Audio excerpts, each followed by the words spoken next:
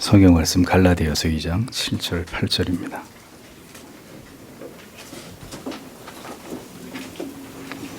갈라디아서 2장 7절 8절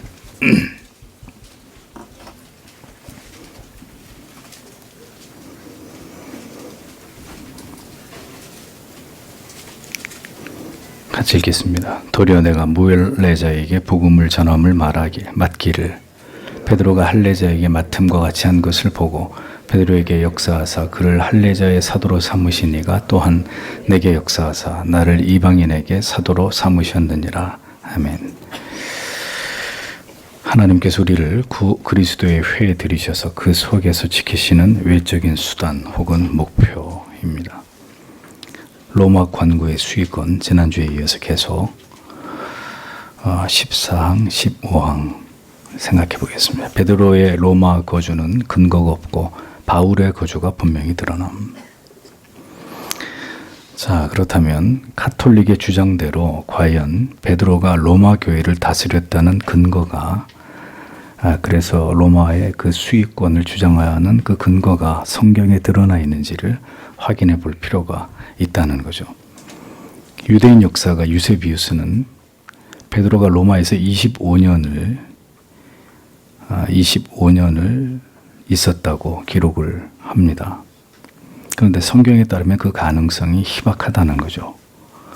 갈라디아서에 따르면 베드로는 그리스도께서 죽으신 이후에 20년 가까이 예루살렘에 있었고 그 후에 안디옥으로 왔고 그곳에서 얼마나 머물렀는지는 확실하지가 않습니다. 그리스도께서 죽으신 때부터 네로의 통치의 종말까지가 37년에 지나지 않는다고 할 때 바울의 갈라디아서의 증언대로 베드로가 예루살렘에서 20년을 사역했음을 제한다면 그럼 남은 관구를 다시 안디옥과 로마에 거주한 기간으로 나누어 본다면 그가 로마의 감독이 될 수 있었던 시간은 결코 긴 시간이 될 수 없다라는 것을 우리가 어렵지 않게 추론을 할 수가 있죠. 그러므로 유세비우스가 주장하는 것처럼 베드로가 로마에서 25년을 감독으로 있었다라는 주장의 신빙성은 매우 낮아지게 되고 오히려 그레고리우스의 주장처럼 7년 정도로 보는 것이 더 타당한 근거가 되는 것입니다. 더 분명한 증거는 바울을 통해서 드러납니다. 바울은 예루살렘에서 붙잡혀서 로마로 압송당하기 전에 예루살렘으로 향하는 중에 로마 사람들에게 편지를 썼죠. 그게 그 유명한 로마서 아닙니까? 그 편지는 그가 로마로 오기 4년 전에 기록되었을 가능성이 높은데 그렇다면 그 기간 중에 로마를 관구로 두고 있었을 베드로에 대한 언급이 반드시 그의 편지 속에서 등장해야 한다는 것입니다. 로마에 있는 교회에게 바울이 편지를 쓰면서 로마 교회를 담임하고 있는 베드로에 대해서 언급이 없었다. 이것은 쉽게 납득되지 않는 부분이라는 거죠. 그럼에도 불구하고 로마서에는 베드로에 대한 언급이 전혀 발견되지 않습니다. 베드로가 로마를 다스리고 있었다면 곧 로마로 압송될 바울이 베드로에게 무엇인가를 간절히 전하지 않았을 가능성은 현저히 낮다고 보는 것이죠. 무엇보다 로마서의 끝에는 바울이 알고 있는 모든 경건한 자들, 바울의 동역자들의 이름이 빼곡하게 기록이 되어 있고 그들에게 안부를 전하고 있는데 여기서도 베드로에 대해서는 바울이 침묵을 하고 있는 것을 보게 됩니다.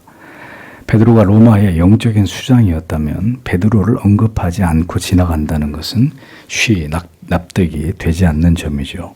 이 모든 것으로 보아서 카톨릭이 로마가 베드로의 관구라고 주장하는 것은 과히 신뢰할 수 없는 주장이다라는 결론에 이르게 되는 것입니다. 15번째로 베드로의 로마 감독직은 그 근거가 희박하다라는 겁니다. 바울은 죄수가 되어서 로마로 끌려갔습니다. 누가는 이를 기록하면서 그가 로마에 있는 형제들의 영접을 받았다고 기록을 하고 있습니다. 그런데 만약에 로마에 베드로가 있었다면 분명히 여기서도 베드로에 대한 언급이 있었을 것이라는 거죠. 역시 베드로에 대한 기록이 전무하다라는 겁니다. 로마에서 바울은 여러 교회들에게 편지를 보냅니다. 그리고 몇몇의 편지에는 특정한 사람을 거명하면서 안부 인사를 전하고 있는데 여기서도 베드로가 그곳에 있었다는 어떤 암시도 나타나 있지 않다는 것입니다. 로마의 감옥에 바울이 감금되어 있을 때 그는 빌립보 교회에 편지를 보내면서 디모데처럼 신실하게 주의 일을 행하는 자가 없다고 이렇게 디모데를 소개하면서 그를 칭찬하는 장면이 기록이 되어 있죠. 그러면서 모든 사람이 다 자기의 일을 구하고 있다고 불평하고 있는데 디모데를 언급하면서 왜 베드로 사도는 그럼 언급하지 않았겠느냐 하는 거죠. 네.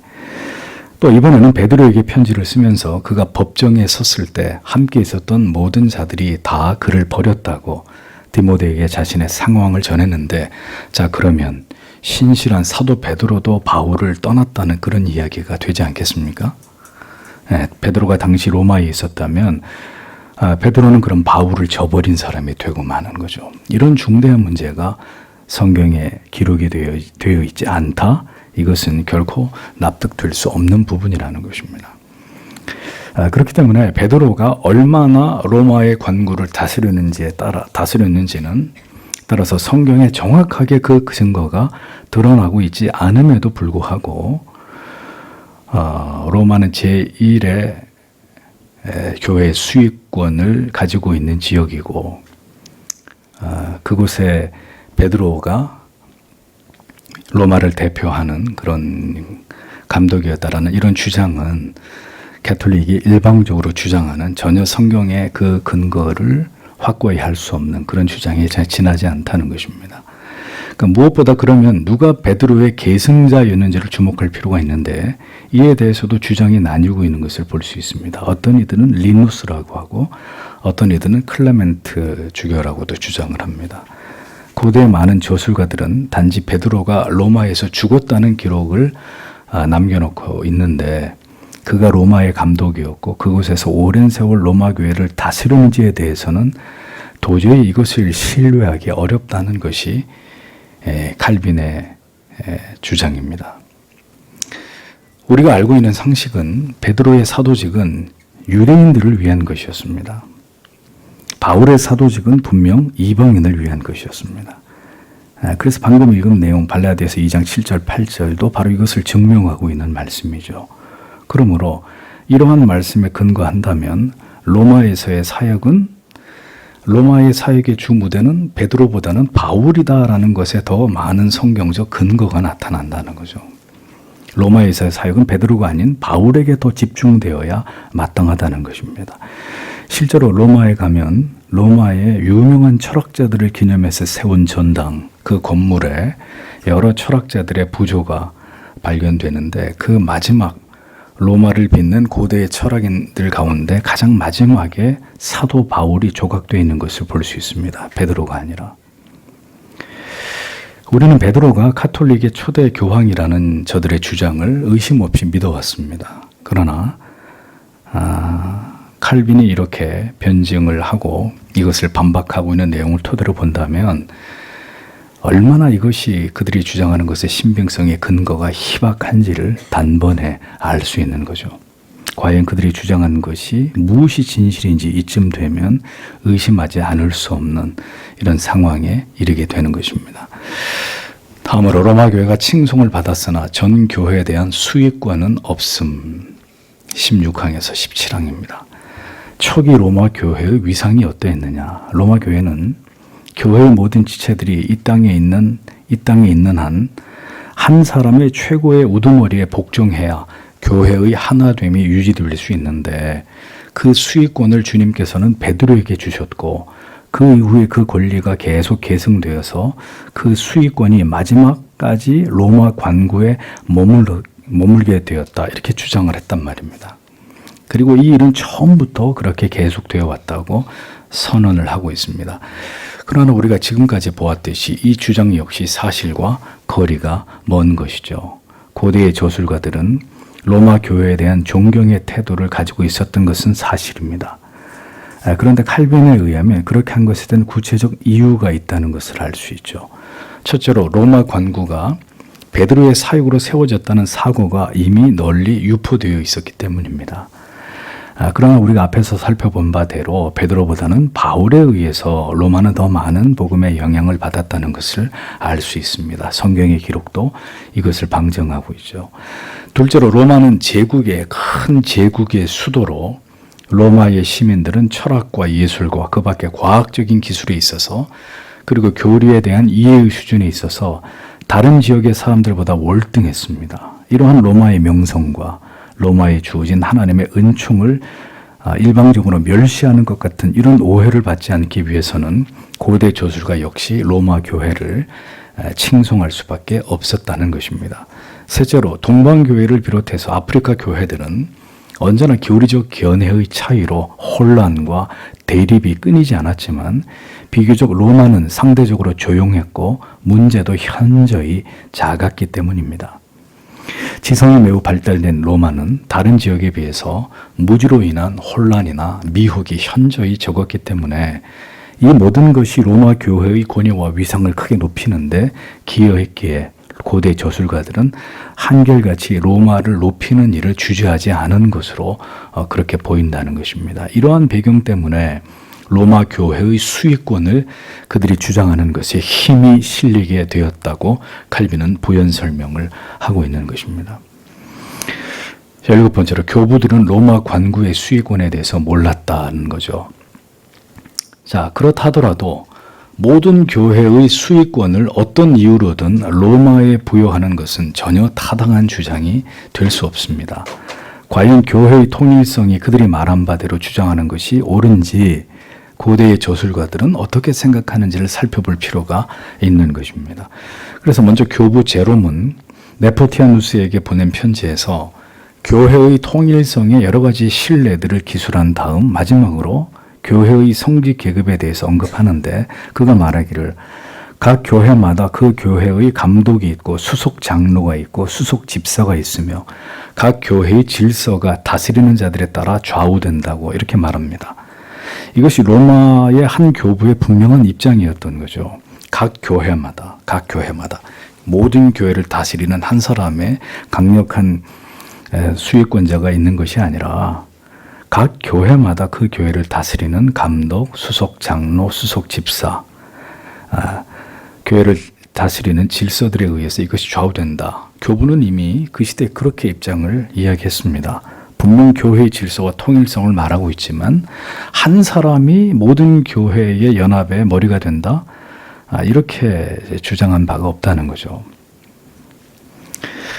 연합의 올바른 근거는 교부 키프리아누스가 말한 대로 감독직은 하나요. 이 전체의 한 부분을 각 감독이 차지한다. 그리고 교회도 하나로서 결실이 증감에 따라서 널리 무수한 무리에게로 퍼져간다. 태양에 수많은 광채가 있으나 빛은 하나인 것처럼 한 나무에 많은 가지들이 있으나 강력한 줄기는 하나인데 그것이 든든한 뿌리와 연결되어 있는 것처럼 그리고 한 샘에서 많은 시내들이 흘러나오는 것처럼 경건한 자의 숫자도 풍성하게 넘쳐나는 것 같으나 그 근원에서는 하나 된 연합이 나뉘어지지 않은 상태로 존재하는 것이다.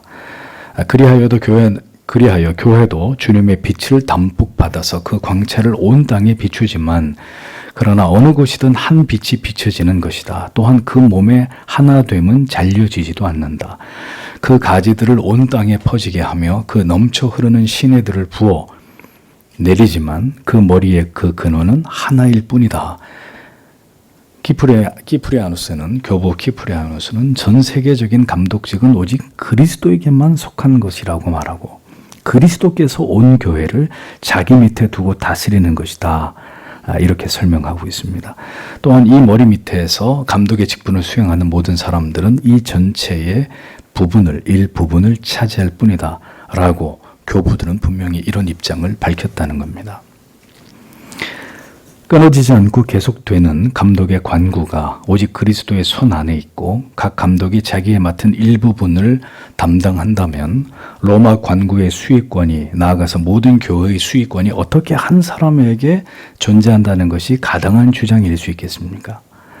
교부들은 카톨릭이 말하는 한 사람의 머리 밑에서 교회가 하나로 연합되어야 한다는 개념을 전혀 알지 못하고 있었다고 칼빈은 그렇게 반박을 합니다. 즉 교부들은 카톨릭이 주장하는 수익권을 전혀 인정하지 않는 입장이었다는 것을 밝히고 있었던 것을 보게 되죠. 카톨릭은 강력한 교권을 통해서 모든 교회의 수익권을 행사하는 교황이라는 사악한 수단과 제도를 통해서 정치적으로 교회가 그들의 조직이 흩어지는 것을 막았습니다. 그렇다면 그리스도를 교회의 머리로 모든 교회가 통일성을 가지고 연합되어야 함을 말씀하시는 이 성경의 가르침에 대해서 개신교는 어떤 길을 걸어왔는지를 생각해 볼 필요가 있는 거죠. 가톨릭은 엄밀하게 말해서 그리스도의 통치를 부정하고 있는 겁니다. 그리스도께서 교회의 머리가 되셔서 진리의 말씀으로 그리고 교회에 세워진 거룩한 각 교회의 직분을 통해 하나님의 교회를 통치하신다고 하는 게 성경의 가르침인데, 가톨릭은 그 모든 성경의 가르침을 무시하고 모든 교회가 하나의 교황에 의해서 지배를 받는 이런 통치 구조를 만들어 놓고 하나님에 의해서 통치되는 교회가 아니라 인위적인 방법에 의해서 교회의 통일성을 유지하려고 하는 반성경적인 정치 제도를 가지고 하나님의 법을 거스리고 깨뜨리는 중대한 죄를 범한 것이 되는 거죠. 왜 교회가 정치를 하게 됩니까? 하나님의 통치를 기다리기보다는 인간이 나서서 그 문제를 해결하면 훨씬 일이 빠르게 진행될 수 있기 때문이죠. 어떤 것에 시비를 가릴 때 하나님께서 결국 그 교회를 통치하시고 다스려서 진리의 말씀을 통해 바른 것과 그른 것을 드러내실 것이다. 이런 믿음이 목회자에게 있고 성도에게 있다면 하나님 앞에 기도하면서 진리를 통해 그 답을 얻고 모든 성도들이 그 답 안에서 그 진리가 주는 마음의 평강을 얻도록 기다리면 되는 것입니다. 그런데 가톨릭은 그런 하나님의 살아계시고 교회 머리 되신 그리스도의 통치하심을 밀어내고 인간 교황을 세워놓고, 물론 그 교황은 허수아비에 지나지 않지만 결국 교권, 강력한 교회의 어떤 정치적 권력, 힘을 가지고 인위적으로 교회의 통일성을 유지하면서 그들이 이루고자 하는 바 욕망과 야욕을 성취하는 그런 수단으로서의 교황 제도를 탄생시켰다는 겁니다. 여러분, 개신교는 하나가 되어 있습니까? 가톨릭은 그렇게 반성경적인 교황 제도를 가지고 와서 중앙 집권적인 통치 구조를 가지고 나름대로의 통일성을 유지하고 있습니다. 그런 불의하고 불법한 방법으로라도 그들은 그 통일성을 유지하고 있는데, 그럼 개신교는 어떠냐 이거죠. 여러 교파와 수많은 교단으로 갈라지고 나뉘어진 지 이미 오래이고, 장로교의 정치제도는 이제 역사 속에서 소멸될 위기에 처해 있는 것이 오늘의 우리의 모습입니다. 교회 역시 권위와 질서가 무너진 채로 전혀 올바른 성경적 정치가 이루어지지 않고 있는 것이 우리의 현실입니다. 우리는 지금 왜 가톨릭의 이 같은 오류들을 살펴보고 있는 것이죠? 무엇을 위해서 이러한 지식을 배우고 있는 것입니까? 오늘의 우리 자신의 신앙이 지극히 개인주의적이고 탈교회적이고 탈권위적인 마당에 우리가 누구를 비판하고 무엇을 교훈할 수 있단 말입니까? 무엇에서 교훈을 얻는단 말입니까? 참으로 회의적이지 않을 수가 없습니다. 그리스도 안에서 연합, 거룩한 통일성, 이제 이런 표현들은 나쁘끄러운 표현이 되고 말았습니다.